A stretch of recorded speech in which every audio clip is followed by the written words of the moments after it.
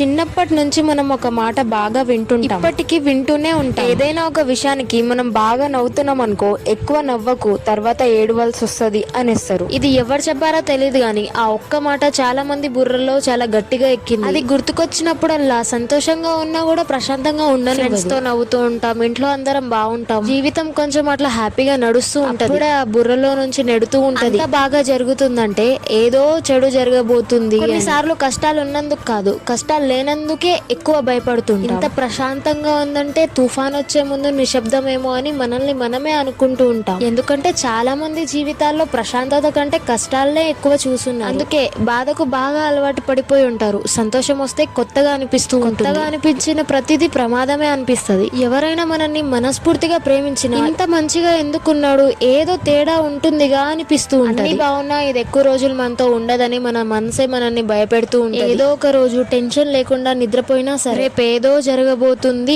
అని అనిపిస్తూ ఉంటది. కానీ ఒక్క నిజం చెప్తా నీకు, ప్రతి నవ్వు వెనకాల ఏడుపు రావాల్సిన అవసరం అస్సలు లేదు. ప్రతి మంచి రోజుల వెనకాల చెడు రోజులన్నీ టికెట్ బుక్ చేసుకుని మన లైఫ్ బాగుందంటే అది నిజంగా బాగుంటుందని అర్థం, అంతే. అందుకే ఈ రోజు మీకు నవ్వొచ్చిందనుకో, స్ఫూర్తిగా నవ్వగలిగితే చేయగలిగితే ఎంజాయ్ చేయండి. రేపేమవుతుందో అని ఈ రోజు ఉన్న సంతోషాన్ని అస్సలు పాడు చేసుకోకండి. ఏడుపు వస్తే ఏడవండి, కానీ ఏడుపే రానప్పుడు ఏడవాల్సి వస్తుందేమో అని మాత్రం ముందే ఏడవకండి. ఎందుకంటే కష్టం వచ్చినప్పుడు ఎలా బ్రతకాలో జీవితం మనకి నేర్పిస్తుంది. సంతోషం వచ్చినప్పుడు దాన్ని భయపడకుండా ఆస్వాదించడం మనకు మనమే నేర్చుకోవాలి. ఏమంటారు?